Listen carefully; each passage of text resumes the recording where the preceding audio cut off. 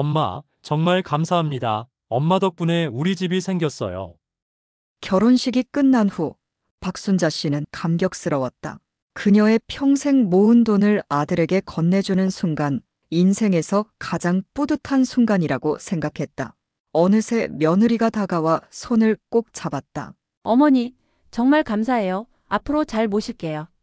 이제야 모든 보람을 느낄 수 있구나.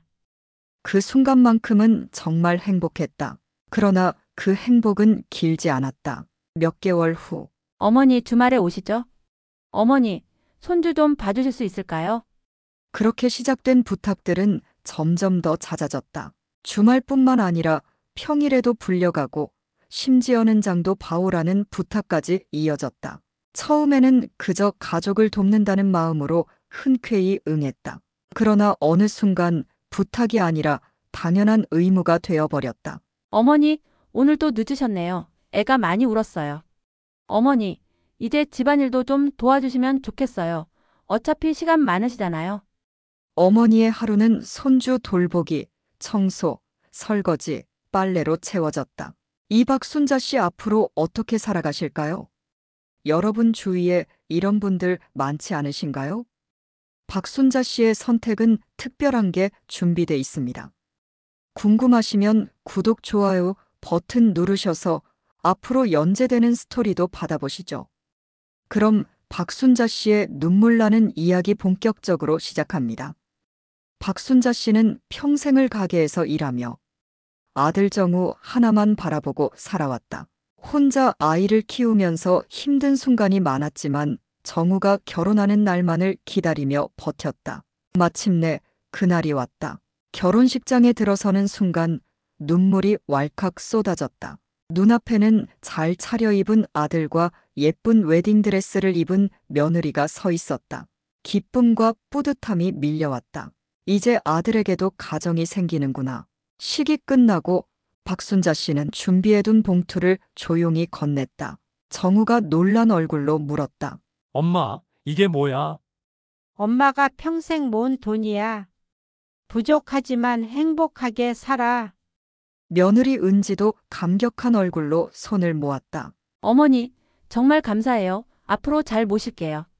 그 말에 박순자 씨는 또다시 눈물이 맺혔다. 긴 세월 동안 혼자 버텨온 보람이 느껴졌다. 이제야 모든 게 보상받는 기분이었다. 아들이 행복하면 그것으로 충분했다. 그녀는 더 이상 바라는 것이 없었다. 처음 몇 년 동안은 모든 것이 완벽했다. 주말마다 집으로 초대받았고 며느리는 정성껏 식사를 준비했다. 어머니, 이번 주말에도 오세요. 같이 밥 먹어요. 손주가 어머님만 보면 방긋방긋 웃어요. 박순자 씨는 손주를 안아들며 행복을 느꼈다. 이제야 진짜 가족이 된 것만 같았다. 그러나 그 행복이 오래가지 않을 거란 걸 그녀는 몰랐다. 두 해가 지나자 처음에는 없었던 부탁이 하나둘 생기기 시작했다. 어머니, 잠깐만 손주 좀 봐주실 수 있어요? 어머니, 제가 오늘 약속이 있어서요. 한두 시간만요. 부탁이 점점 잦아졌다. 처음에는 기꺼이 도왔다. 그러나 한두 시간이 하루 종일이 되고 가끔이 매일이 되는 데에는 오래 걸리지 않았다. 어느 순간 며느리는 자연스럽게 말했다. 어머니, 청소도 좀 해주시면 좋겠어요. 어머니, 아기가 깰까봐 그러는데 TV 볼 때 소리 좀 줄여주실 수 있죠? 처음엔 서운한 마음이 들었지만 참았다. 손주가 웃는 얼굴만 봐도 마음이 녹았으니까. 그러나 이 모든 것이 당연한 일이 되어가고 있었다. 박순자 씨는 점점 자신이 가족이 아니라 집안일을 돕는 사람이 되어가고 있음을 느끼기 시작했다. 내가 준 돈으로 산 집인데 나는 왜 이렇게 조심해야 하지? 그녀는 이 불편한 감정을 애써 모른 척했다. 아들이 행복하기만을 바랐기 때문이다. 하지만 희생을 아무리 참아도 그 끝에 남는 것은 고마움이 아니라 당연함이라는 걸 그녀는 곧 깨닫게 될 것이다. 박순자 씨는 아침 일찍 일어나 며느리 집으로 향했다. 손주를 돌봐달라는 부탁을 받은 지 벌써 한 달째였다. 어머니, 오늘 잠깐만 손주 좀 봐주실 수 있어요? 어머니, 제가 오늘 중요한 약속이 있어서요. 잠깐만이라는 말이 점점 익숙해졌다. 처음에는 한두 시간 맡아주는 것이었지만 이제는 하루 종일 아이를 보는 것이 당연한 일이 되어가고 있었다. 며느리는 아침마다 어김없이 현관 앞에서 기다렸다가 박순자 씨가 들어서면 가방을 들고 바쁘게 나갔다. 정말 감사합니다. 어머니, 저 금방 다녀올게요. 그러나 금방이라는 말이 무색할 정도로 며느리는 항상 저녁 늦게서야 돌아왔다. 어느 날 저녁 시간이 훌쩍 넘도록 오지 않는 며느리에게 조심스레 전화를 걸었다. 은지야, 오늘은 언제쯤 오니? 손주도 많이 힘들어하는 것 같아서. 그때 들려온 대답은 의외였다. 어머니, 애가 힘든 게 아니라 어머님이 힘드신 거 아니에요? 저희도 어머니 믿고 맡기는 건데 그런 말씀하시면 곤란해요. 박순자 씨는 아무 말도 하지 못했다. 자신이 뭔가 잘못한 걸까? 괜한 말을 꺼냈나? 그날 이후로 그녀는 힘들어도 묵묵히 참았다. 몇 주 후 며느리는 또 부탁을 했다. 어머니, 오늘도 좀 와주실 수 있죠? 아, 그리고 집안일도 조금만 도와주시면 좋겠어요. 이제는 손주를 돌보는 것뿐만 아니라 청소와 설거지까지 부탁받기 시작했다. 박순자 씨는 묵묵히 걸레를 들고 바닥을 닦았다. 부엌에서는 국이 끓고 있었고 설거지통에는 쌓인 그릇이 가득했다. 그러다 잠시 소파에 앉아 허리를 두드리며 숨을 돌리자 그 순간 며느리가 문을 열고 들어왔다. 박순자 씨를 보자마자 며느리는 다소 날카로운 목소리로 말했다. 어머니, 오늘 아침 보니까 화장실이 엉망이던데 치우셨어요? 그리고 빨래방도 정리가 안 되어 지저분하더라고요. 그녀는 순간적으로 몸을 굳혔다. 아무 말도 하지 못한 채 자리에서 일어나 다시 걸레를 들었다. 그날 밤 집으로 돌아오는 길에 박순자 씨는 한참을 고민했다. 이제 와서 힘들다고 하면 다들 날 원망하겠지. 정우가 속상해할지도 몰라. 결국 그녀는 다음 날도 며느리 집으로 향했다. 그리고 그 다음 날도 그 다음 날도. 하지만 시간이 지날수록 그녀는 깨닫기 시작했다. 이제 부탁이 아니라 당연한 일이 되어가고 있다. 며느리는 더 이상 고마워하지 않았다. 오히려 조금만 늦거나 작은 실수가 있어도 짜증을 냈다.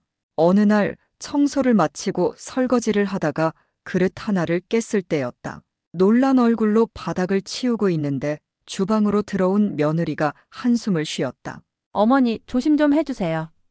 여기 깨진 거 애가 다치면 어쩌려고요? 그 말에 가슴이 철렁 내려앉았다. 예전 같았으면 괜찮아요? 어머니 다치진 않으셨어요? 이런 말이 먼저 나왔을 텐데 이제는 그녀가 실수하면 혼나는 사람이 되어 있었다. 그날 밤 집으로 돌아오는 길에 박순자 씨는 한참을 서서 밤하늘을 바라보았다. 내가 잘못한 걸까? 아니면. 그러나 아무리 생각해도 이건 뭔가 잘못되었다. 박순자 씨는 여느 때처럼 아침 일찍 며느리 집으로 향했다. 손주를 돌보고 집안일을 돕고 저녁까지 챙겨주는 것이 어느새 당연한 일상이 되어버렸다. 현관문을 열자마자 며느리가 바쁘게 나설 채비를 하고 있었다. 어머니, 오늘도 와주셔서 감사해요. 저 먼저 나갈게요. 바쁘게 나가는 며느리를 바라보며 박순자 씨는 고개를 끄덕였다. 그러나 그녀가 느끼는 감정은 처음과 달랐다. 예전엔 가족을 돕는다는 마음이었다. 이제는 부담이 되지 않게 조심해야 한다는 생각이 먼저 들었다. 손주를 재우고 난 뒤 박순자 씨는 부엌에 쌓인 설거지를 치우고 청소를 마쳤다. 잠깐 소파에 앉아 쉬려는 순간 며느리가 돌아왔다. 현관문이 열리는 소리에 그녀는 반사적으로 자리에서 일어났다. 그러나 며느리는 박순자 씨가 앉아있던 모습을 보고 인상을 찌푸렸다. 어머니 쉬고 계세요? 박순자 씨는 얼떨떨한 얼굴로 며느리를 바라보았다. 그녀가 뭔가 대답하기도 전에 며느리는 주방 쪽을 훑어보더니 한숨을 쉬었다. 설거지는 다 하신 거죠? 화장실은요? 그 순간 가슴이 철렁 내려앉았다. 예전 같았으면 어머니, 오늘 힘드셨죠? 이런 말이 먼저 나왔을 텐데 이제는 그녀가 일을 마쳤는지를 확인하는 사람이 되어 있었다. 아내가 아직 말을 채 끝맺기도 전에 며느리는 손을 허리에 올리고 말했다. 어머니, 도와주시는 건 정말 감사한데요. 이왕 하시는 거 구석구석 깨끗하게 해주시면 좋겠어요. 순간 박순자 씨는 손에 힘이 빠졌다. 이제는 부탁이 아니라 명령이었다. 그녀는 멍하니 서 있다가 천천히 걸레를 들고 다시 화장실로 향했다. 저녁을 준비한 후 며느리가 친구와 통화를 하는 소리가 들려왔다. 우리 시어머니? 응, 오시긴 하는데 요즘 자꾸 피곤하다 그러셔. 어머, 그럼 큰일 아니야? 몰라, 근데 오셔서 하시는 김에 청소도 좀 제대로 해주시면 좋을 텐데. 박순자 씨는 그 말을 듣고 멍하니 서 있었다. 그녀는 집에 도움을 주러 오는 가족이 아니라 일을 대신해주는 사람이 되어 있었다. 눈물이 핑 돌았지만 애써 참았다. 아들이 집으로 돌아왔을 때 박순자 씨는 조용히 아들에게 말했다. 정우야, 엄마가 요즘 좀 힘들어서 그러는데 엄마도 하루쯤 쉬면 안 될까? 아들은 스마트폰을 보며 대충 고개를 끄덕였다. 아, 그래? 그런데 엄마, 민정이도 요즘 힘들대. 엄마가 잘 도와줘서 고맙다고 하더라. 박순자 씨는 순간 숨이 턱 막혔다. 그녀가 힘들다는 말은 중요하지 않았다. 며느리가 힘들지 않도록 돕는 게 더 중요한 일이 되어버렸다. 아들은 끝까지 그녀의 눈을 보지 않았다. 그날 밤 집으로 돌아오는 길에 박순자 씨는 처음으로 내가 여기서 뭘 하고 있지? 라는 생각을 했다. 그녀는 돈을 주고 가정을 만들어주고 손주를 돌보고 집안일까지 도와주었다. 그런데도 그녀는 이 집의 일꾼이었다. 박순자 씨는 며칠을 고민했다. 그런데도 며느리와 아들은 변하지 않았다. 며느리는 여전히 무심하게 말했다. 어머니, 내일도 오시죠? 아기가 이제 어머니가 없으면 불안해하는 것 같아서요. 그 순간 그녀의 마음속에서 무언가가 무너지는 소리가 들렸다. 그녀는 그날 밤 거울 속에 자신을 바라보며 오랜만에 중얼거렸다. 나는 누구인가? 박순자 씨는 아침부터 몸이 무거웠다.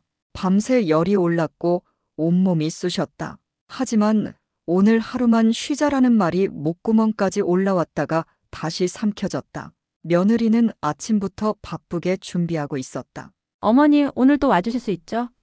그녀는 차마 힘들다고 말하지 못했다. 늘 그래왔듯이 한 번 더 참기로 했다. 현관문을 열고 들어가자 손주가 반갑게 달려왔다. 박순자 씨는 손주를 꼭 안아주며 겨우 미소를 지었다. 그러나 몸이 따라주지 않았다. 머리가 지끈거리고 다리가 후들거렸다. 그날따라 하루가 더 길게 느껴졌다. 설거지를 하다가도 손이 떨렸고 빨래를 널다가도 허리가 끊어질 것만 같았다. 그리고 저녁이 가까워질 무렵 며느리에게 전화가 걸려왔다. 어머니, 오늘 좀 늦을 것 같아요. 이제는 놀랍지도 않았다. 처음에는 미안해하던 며느리도 이제는 늦는 것이 당연하다는 듯 통보만 했다. 박순자 씨는 힘겹게 손주를 재우고 소파에 주저앉았다. 온몸이 불덩이처럼 뜨거웠다. 눈을 감고 잠깐 쉬려고 했지만 몸이 너무 아파서 도저히 잠을 잘 수가 없었다. 한참 후 겨우 몸을 일으켜 아들에게 전화를 걸었다. 벨이 몇 번 울린 후 아들이 전화를 받았다. 정우야, 엄마가 몸이 좀 안 좋아서. 그러나 아들의 대답은 뜻밖이었다. 엄마, 민정이가 오늘 중요한 발표가 있다고 했잖아. 엄마가 좀만 참아주면 안 돼? 그 순간 박순자 씨는 숨이 멎는 듯했다. 몸이 아파서 힘들다는 말을 하는데 아들은 며느리가 힘들어할까봐 걱정하고 있었다. 어쩌면 아들은 그녀의 고통을 전혀 생각하고 있지 않을지도 몰랐다. 그저 며느리의 부담을 덜어주기 위해 엄마를 희생할 수 있는 존재로 생각하고 있는 것 같았다. 순간 그녀의 눈앞이 어두워졌다. 그녀는 휴대폰을 꼭 쥐었다가 천천히 손을 풀고 조용히 전화를 끊었다. 이제는 말할 필요도 없었다. 이제는 그 어떤 말도 소용없었다. 그날 밤 그녀는 너무 아파서 한숨도 잘 수 없었다. 하지만 더 아픈 것은 몸이 아니라 마음이었다. 그녀는 다음 날 아침 처음으로 며느리 집에 가지 않았다. 그리고 변호사 사무실을 찾아갔다. 박순자 씨는 변호사 사무실에 앉아 조용히 물을 마셨다. 눈앞에 앉은 변호사가 서류를 훑어보더니 차분하게 말했다. 어머니께서 아드님 부부에게 현금을 증여하셨다는 말씀이시죠? 박순자 씨는 고개를 끄덕였다. 그런데 그 이후에 부양을 받지 못하셨다. 그녀는 한숨을 쉬었다. 받기는커녕 오히려 희생만 강요당했다. 변호사는 서류를 정리하며 설명했다. 어머니, 한국법상 부모가 자녀에게 증여한 재산은 일정 조건하에서 증여의 해제가 가능합니다. 특히 부양 의무를 저버렸다면 법적으로 반환 청구를 할 수 있어요. 박순자 씨는 고개를 들었다. 그걸 할 수 있나요? 변호사는 단호하게 말했다. 네, 충분히 가능합니다. 그녀는 순간 손을 꼭 움켜쥐었다. 그동안 한 번도 되찾겠다는 생각을 해본 적이 없었다. 하지만 이제는 참을 이유가 없었다. 그녀는 조용히 입을 열었다. 그러면 그 절차를 진행해 주세요. 변호사는 미소를 지으며 서류를 정리했다. 알겠습니다. 내용 증명을 먼저 보내겠습니다. 그녀는 자리에서 일어섰다. 한 걸음 한 걸음 사무실을 나서면서 처음으로 몸이 가벼워지는 기분이 들었다. 며칠 후 아들과 며느리는 한 통의 우편을 받았다. 내용 증명서였다. 아들은 봉투를 뜯어 내용을 읽다가 얼굴이 하얗게 질렸다. 며느리도 놀라서 소리를 질렀다. 뭐야, 이게? 편지에는 이렇게 적혀 있었다. 박순자 씨는 아들과 며느리에게 지급한 금액의 반환을 요구하며 법적 절차를 진행할 예정임. 뭐? 어머님이 돈을 돌려달라고? 아들은 믿기지 않는다는 듯 편지를 들고 멍하니 서 있었다. 며느리는 화가 나서 소리를 질렀다. 이게 말이 돼? 이미 우리한테 준 돈인데. 어머님이 우리한테 이렇게까지 하겠다고? 박순자 씨의 내용 증명을 받은 후 아들과 며느리는 패닉에 빠졌다. 처음에는 설마 우리한테서 돈을 다시 받아갈 리가 있겠어? 라고 생각했다. 하지만 변호사를 찾아간 후 그들의 얼굴은 창백해졌다. 변호사는 단호하게 말했다. 부양 의무를 저버렸다는 증거가 충분합니다. 어머니께서 경제적으로 어려움을 겪고 계시다는 점을 인정받으면 반환 판결이 날 가능성이 높아요. 며느리는 자리에서 벌떡 일어나 소리를 질렀다. 그럼 우리가 돈을 다 돌려줘야 한다는 거예요. 변호사는 냉정하게 대답했다. 네, 법적으로 충분히 가능합니다. 그 순간 며느리는 그동안 했던 말과 행동들이 떠올랐다. 어머니, 애 좀 봐주세요. 어머니, 청소는 구석구석 해주셔야죠. 어머니, 저희도 사생활이 필요하잖아요. 그 모든 말이 법적으로 문제될 줄은 꿈에도 몰랐다. 아들은 머리를 감싸 쥐고 한숨을 쉬었다. 이게 이렇게까지 될 일이었어? 며느리는 소리를 질렀다. 아니, 그럼 당신이 해결해. 어머님한테 가서 잘못했다고 싹싹 빌든가 아니면 대출이라도 받아서 갚든가. 아들은 아무 말도 하지 못했다. 그날 밤 집안의 공기는 살얼음처럼 차가웠다. 아들과 며느리는 각자의 방에서 한숨만 쉬었다. 며느리는 결국 은행 대출을 알아보기 시작했다. 그러나 대출을 받아 돈을 갚는다고 해도 이제 어머니는 다시 그들을 받아주지 않을 것이었다. 그날 밤 아들은 텅 빈 식탁을 바라보았다. 어머니가 앉아있던 자리, 항상 따뜻한 밥을 차려주던 자리, 그곳에는 이제 아무도 없었다. 그제야 깨달았다. 어머니가 준 것은 단순한 돈이 아니었다. 그녀의 희생, 사랑, 그리고 온전한 신뢰를 준 것이었다. 하지만 그들은 그것을 너무나 쉽게 짓밟아 버렸다. 그런데 그 깨달음은 너무 늦어버렸다. 몇 개월 후 법원은 박순자 씨의 손을 들어주었다. 아들과 며느리는 받은 돈의 70%를 반환해야 했고 집을 담보로 대출을 받아야만 했다. 아들은 판결문을 들고 멍하니 앉아 있었다. 며느리는 눈을 부릅뜨고 소리를 질렀다. 이게 말이 돼? 친엄마가 어떻게 이런 짓을 해? 그러나 아무리 소리쳐도 바뀌는 것은 없었다. 이제는 그들이 책임질 차례였다. 집을 담보로 대출을 받았지만 금리 인상으로 인해 원금과 이자를 감당하기 어려웠다. 결국 2년 뒤 집은 경매로 넘어갔고 아들과 며느리는 좁은 월세방으로 이사를 가야 했다. 이전에는 어머니 덕분에 넉넉한 삶을 살았지만 이제는 작은 방에서 서로를 원망하며 살아야 했다. 아들은 직장에서 스트레스를 받고 돌아왔고 며느리는 신경질적으로 대했다. 이게 다 당신 때문이야. 며느리는 결국 이혼을 요구했고 아들은 모든 것을 잃어버렸다. 한편 박순자 씨는 조용히 여행 가방을 챙겼다. 평생 가족만을 위해 살았던 그녀에게 남은 시간은 이제 온전히 자신을 위한 시간이었다. 기차에 올라 창밖을 바라보며 박순자 씨는 조용히 속삭였다. 이제야 내 인생을 찾았구나. 그녀의 얼굴에는 더 이상 후회도 미련도 남아있지 않았다. 하지만 그녀는 문득 생각했다. 아들과 며느리는 이제 모든 것을 잃고 좁은 월세방에서 서로를 원망하며 살아가게 되었다. 그들에게 이번 일은 교훈이 되었을까? 아들과 며느리는 과연 진심으로 자신의 잘못을 깨달았을까? 만약 그들이 다시 찾아온다면 박순자 씨는 용서할 수 있을까? 혹은 그녀는 이제 자신의 삶을 위해 그들을 완전히 잊고 살아야 할까? 여러분이라면 어떤 선택을 하시겠습니까? 시청자 여러분의 생각은 어떠신가요? 부모의 희생은 어디까지가 당연한 걸까요? 한번 무너진 신뢰, 다시 회복될 수 있을까요? 여러분의 의견을 댓글로 남겨주세요. 여러분 잠깐만요. 구독과 좋아요, 댓글은 여러분의 로또 당첨으로 이어지고요. 저에게는 영상을 만드는 힘이 된답니다. 함께 유익하고 즐거운 시간을 보낼 수 있도록 노력하겠습니다. 감사합니다.